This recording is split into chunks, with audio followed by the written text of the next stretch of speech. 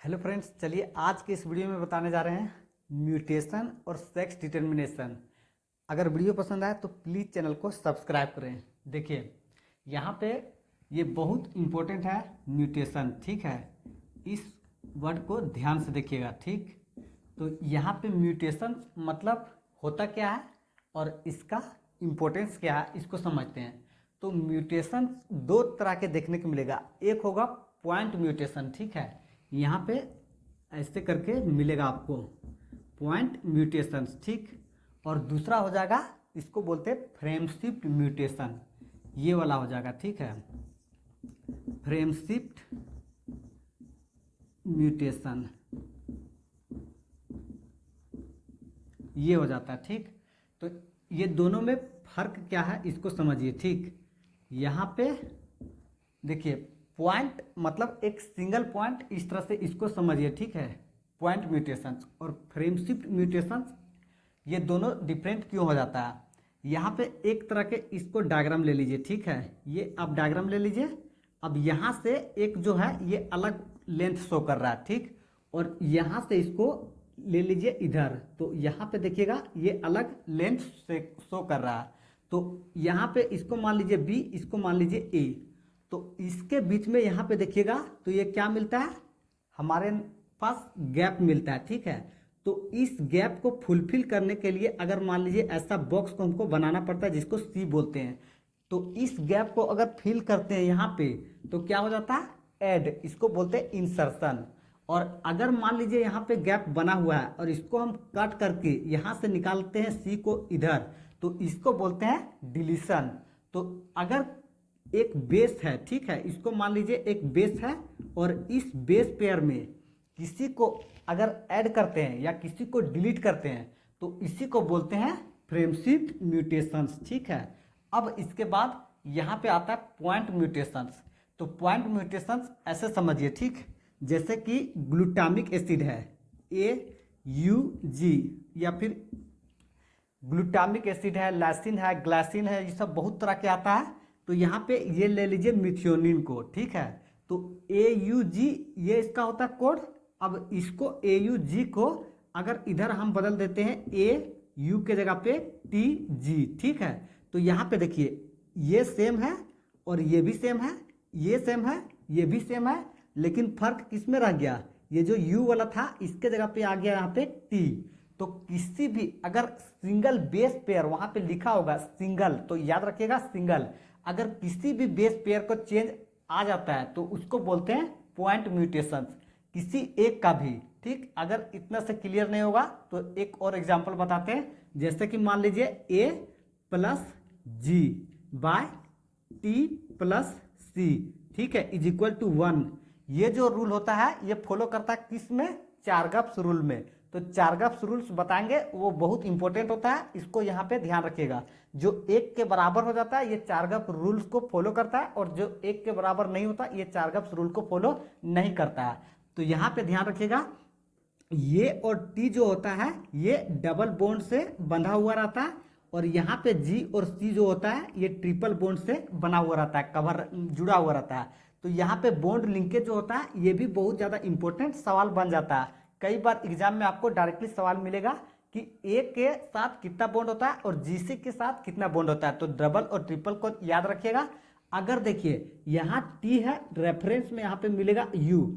अगर ये डीएनए का केस होता है तो यहाँ पे टी मिल जाएगा, और अगर आरएनए का केस मिलेगा तो यहाँ पे यूरासिल प्रेजेंट हो जाएगा। थायमिन और यूरासिल, इसी में फर्क हो जाता है डीएनए और आरएनए का। खैर यहाँ पे ये पैलिंड्रोमिक सीक्वेंस के विषय में ये सब चीज डिस्कस नहीं करना है, बस सिर्फ ध्यान रखना कि किसी भी बेस पेयर को, ठीक है, चेंज करेंगे तो इसको बोलते हैं पॉइंट म्यूटेशंस। जैसे यहाँ पे होगा ग्लूटामिक एसिड GLU, ठीक है, ये चेंज होता है ग्लूटामिक एसिड। वहाँ पे देखेगा 6 बेस पेयर जो होता है पोजीशन 6 नंबर का होता है, वहाँ पे ग्लूटामिक एसिड से चेंज हो जाएगा वेलिन में, ठीक है। ऐसा ही इसको एग्जाम्पल में याद रखिए कि 6 जो पोजीशन वाला होता है ये यहाँ पे 6 पोजीशंस में रिएक्टेंट के साइड में ये क्या रहता है, ग्लूटामिक एसिड, और प्रोडक्ट साइड में चल जाता है ये क्या बन जाता है, वेलिन बन जाता है। तो इसी बेस पेयर में जो चेंज होता है इसी को बोलते हैं क्या, पॉइंट म्यूटेशंस। तो अब इससे ज़्यादा कुछ एग्जाम्पल और ज़्यादा करने का ज़रूरत नहीं है, इतना में आई होप आप समझ गए होंगे। हाँ, ये सवाल हो गया बहुत इंपॉर्टेंट। अब इसके बाद इसका एग्जाम्पल जो होता है ये बहुत इंपॉर्टेंट हो जाता है। देखिए एग्जाम्पल जो होता है इसको बोलते हैं सिकल सेल अनेमिया, ठीक है। ये जो होता है ये पॉइंट म्यूटेशंस का परफेक्ट एग्जाम्पल है और ये बहुत बार एग्जाम में आता है, खासकर नीट एग्जाम में। तो ध्यान रखिए, एक बार सम अप कर देते हैं। म्यूटेशन का एक कारण कौन बनता है इसको भी ध्यान रखिएगा, ठीक है। इसका जो कारण बनता है ये अल्ट्रावायलेट रेडिएशंस, ठीक है, तो ये भी ध्यान रखिएगा। तो अब इसमें सम अप करते हैं कि कौन कौन क्वेश्चन आ सकता है अधिक। तो पॉइंट म्यूटेशंस, इसका डेफिनेशन कंफर्म ध्यान रखिएगा। उसके बाद इसका एग्जाम्पल दूसरा क्वेश्चन हो जाता है और तीसरा इसका कारण, ठीक है। सेम इसमें से होता है फ्रेमशिफ्ट म्यूटेशन का डेफिनेशन बहुत इंपॉर्टेंट है, एक दूसरे से इंटरकनेक्ट करके ध्यान दीजिएगा। अब यहाँ पे म्यूटेशन जो होता है ये पूरा कंप्लीट हो जाता है। अब चलते हैं हम लोग कहाँ पे, ये चलते हैं सेक्स डिटर्मिनेशन, ठीक है। तो सेक्स डिटर्मिनेशन जो होता है इसको लिखते हैं यहाँ पे सेक्स डिटर्मिनेशन। सेक्स डिटर्मिनेशन का मतलब ये होता है कि किसी भी ऑर्गेनिजम्स को डिसाइड करना क्या मेल है या फीमेल है। तो सेक्स डिटर्मिनेशन जैसे कि मान लीजिए हम एक लड़का है या इधर से अगर किसी को बगल में रख लेते हैं तो कोई लड़की होती है या फिर कोई ट्रांसजेंडर भी बन सकता है। तो इसी के विषय में हम जो चर्चा करेंगे, ट्रांसजेंडर मतलब जो मेल भी नहीं होता फीमेल भी नहीं होता, अनस्पेसिफाइड यानी कि कीनर जिसको हिंदी में बोलते हैं, ठीक। तो यहाँ पे कीनर का कोई सवाल नहीं है, लेकिन मेल और फीमेल का बहुत इंपॉर्टेंट है। तो सबसे पहला यहाँ पे टैप्स के विषय में देखेंगे, ठीक है। एक आ जाता है grass hopper, GRA grass hopper, ठीक है, ये आ जाता है। इसका जो टैप्स होता है ये होता है XO टैप होता है डिटरमाइन करने वाला। दूसरा नंबर पे जो आ जाता है इसमें आ जाता है ह्यूमन बींग्स, ठीक, ये आ जाता है ह्यूमन बींग्स। इसका जो टैप्स होता है ये डिसाइड करने वाला होता है X और Y। अब इसके बाद जो आता है तीसरा नंबर पे इसको बोलते हैं ड्रोसोफिला, ड्रोसोफिला, ठीक है। इसका जो होता है इसका भी सेम होता है X और Y। और चौथा जो होता है इसको बोलते हैं बर्ड्स, ठीक। तो यहाँ पे ध्यान रखिएगा बर्ड्स के केस में क्या होता है। तो बर्ड्स के केस में ध्यान दीजिएगा, तो यहाँ पे आएगा Z और W, इस तरह से करके रहेगा Z और W। तो ये जो होता है ये सभी मैकेनिज्म होता है, इसी के अकॉर्डिंग जो होता है ये डिटरमाइन करता है कौन मेल है कौन फीमेल है, ठीक है। तो चलिए अब एक एक करके चर्चा करते हैं हम लोग, ठीक है। बात करते हैं ग्रासहॉपर का सबसे फर्स्ट में। तो यहाँ पे देखिए XO टैप होता है, तो इसका मतलब ये होता है कि ये जो होता है ये सेक्स क्रोमोसोम हो गया, ठीक। और इधर जो होता है इसको बोलते हैं ऑटोजोम्स, ये आपको देखने को मिलेगा ऑटोजोम्स। तो ऑटोजोम्स जो होता है ये सभी में प्रेजेंट होता है और इसके बाद इसके अलावा जो होता है इसको बोलते हैं सेक्स क्रोमोसोम्स, ठीक है। तो अगर बात करते हैं ह्यूमन बींग्स का, तो ये X क्रोमोसोम का जो होता है नंबरिंग ये कितना नंबर पे आता है, ये 23 नंबर पे आता है। और ऑटोजोम्स जो होता है ये कितना हो जाता है, ये 22 हो जाता है, जो कि ऑटोजोम्स सभी में होता है, मेल हो या फीमेल हो दोनों में प्रेजेंट होता है। और सेक्स क्रोमोसोम होता है ये केवल एक में प्रेजेंट होता है, एक में इस अकॉर्डिंग नहीं है। जैसे कि देखिए यहाँ पे हम समझाते हैं, एक में आप यहाँ पे मिस्टेक कर दीजिएगा। 23 नंबर वाला जो होता है ये डिसाइड करने वाला होता है। तो यहाँ पे पूरा अच्छा देखिए, अगर मान लीजिए ये स्पर्म को बनाते हैं, ठीक, ये स्पर्म को बनाते हैं या एक ओवम बना लेते हैं, ठीक। तो स्पर्म जो होता है मेल में, ठीक है, स्पर्म कहाँ से आता है, स्पर्म जो होता है मेल से रिलीज होता है। तो इसके पास जो पॉसिबिलिटी होता है X और Y का कॉम्बिनेशन होता है। और ओवम जो होता है ये कहाँ से रिलीज होता है, फीमेल से, ठीक है। तो यहाँ पे जो होता है ये X और X होता है, ठीक। तो यहाँ पे ध्यान से देखिए ये दोनों जो पेयर है ये किसका है, ये X क्रोमोसोम का है। लेकिन यहाँ पे देखिए दोनों का पेयर में फर्क है, ये 50% यहाँ पे X है और 50% यहाँ पे Y है। लेकिन यहाँ पे 100% जो है ये X और X के अलावा यहाँ पे कोई भी नहीं है। तो अगर सेम चीज होगा, ठीक है, तो इसको बोलते हैं होमोगेमेट्स। और अगर डिफरेंट हो जाएगा तो इसको बोलते हैं हेटेरोगेमेट्स, ठीक है। ये बहुत इंपॉर्टेंट है, होमोगेमेट हेटेरोगेमेट क्या होता है।